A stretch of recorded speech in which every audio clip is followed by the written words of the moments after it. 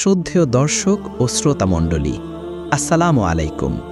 ইসলাম ন্যায়ের পথে আপনাদের স্বাগত।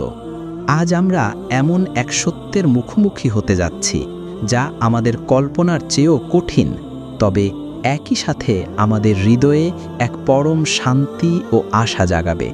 এটি কোনো কাল্পনিক উপাখ্যান নয়, বরং সহিহ মুসলিম শরীফে বর্ণিত কিয়ামত দিবসের এক কঠিন বাস্তব চিত্র, যেখানে মানবজাতি সব আশা শেষ হয়ে যাবে আর বাকি থাকবে শুধু একটি নাম, যার শাফায়াত হবে আমাদের একমাত্র পরিত্রাণ। কিয়ামত দিবসে আল্লাহ তাআলা যখন সমস্ত মানুষকে এক বিশাল ময়দানে একত্রিত করবেন, সেদিন সূর্যের উত্তাপ হবে অসহনীয়। ভয় ও অস্থিরতায় প্রতিটি আত্মা নিজের মুক্তির পথ খুঁজবে। মানুষ তখন এই মহাবিপদ থেকে বাঁচার জন্য ব্যাকুল হয়ে উঠবে।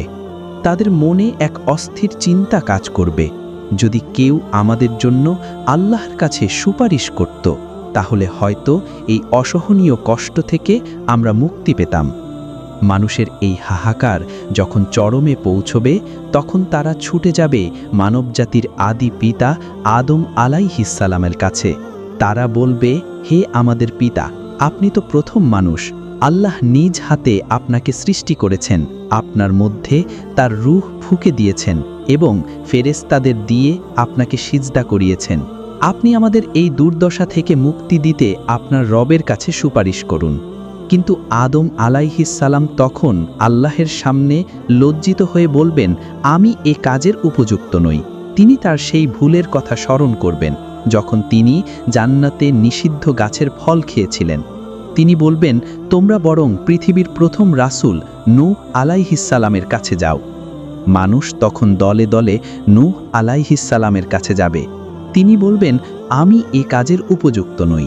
তিনি তার একটি ভুলের কথা স্মরণ করে বলবেন, তোমরা ইব্রাহিম আলাইহিস সালামের কাছে যাও, যিনি আল্লাহের খলিল অর্থাৎ ঘনিষ্ঠ বন্ধু। সবাই ইব্রাহিম আলাইহিস সালামের কাছে পৌঁছবে। তিনিও বলবেন, আমি এ যোগ্যতা রাখি না।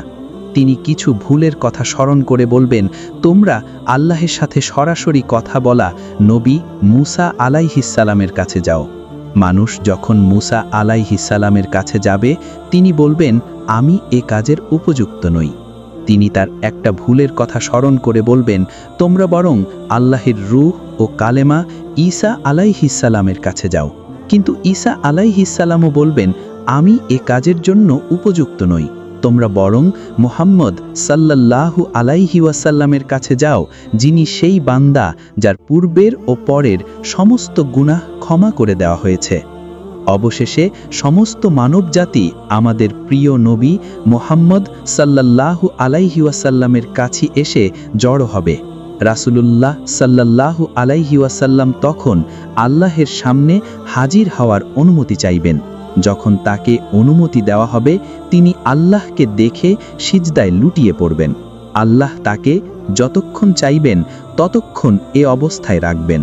এরপর আল্লাহ বলবেন, হে মুহাম্মদ, মাথা উঠাও, বলো তোমার কথা শোনা হবে। প্রার্থনা করো, যা চাইবে তা দেওয়া হবে, আর সুপারিশ করো, তাহা কবুল করা হবে। এভাবে তৃতীয় এবং চতুর্থ বারও তিনি একই মর্যাদা লাভ করবেন। চতুর্থবারের পর রাসূলুল্লাহ সাল্লাল্লাহু আলাইহি ওয়াসাল্লাম বলবেন, হে আমার প্রভু, এখন জাহান্নামে তারাই কেবল অবশিষ্ট আছে যাদেরকে কুরআন আটকে রেখেছে, অর্থাৎ যাদের ব্যাপারে কুরআনে চিরস্থায়ী জাহান্নামের ঘোষণা এসেছে, যেমন শিরককারী বা আল্লাহের একত্ববাদকে প্রত্যাখ্যানকারী, তাদের জন্য কোনো সুপারিশ কার্যকর হবে না।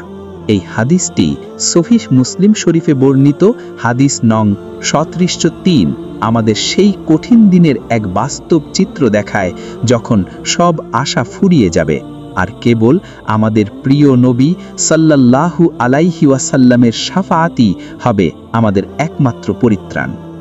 নবীজির অনন্য মর্যাদা। এই হাদিস প্রমাণ করে, কিয়ামতের দিনে রাসূলুল্লাহ সাল্লাল্লাহু আলাইহি ওয়াসাল্লামের মর্যাদা সকল নবী রাসূলের চেয়েও বেশি হবে। তার সুপারিশই হবে সমস্ত মানব জাতির জন্য একমাত্র ভরসা। শিরকের ভয়াবহতা। যারা শিরক করে তাদের জন্য এই হাদিসে এক কঠিন বার্তা রয়েছে।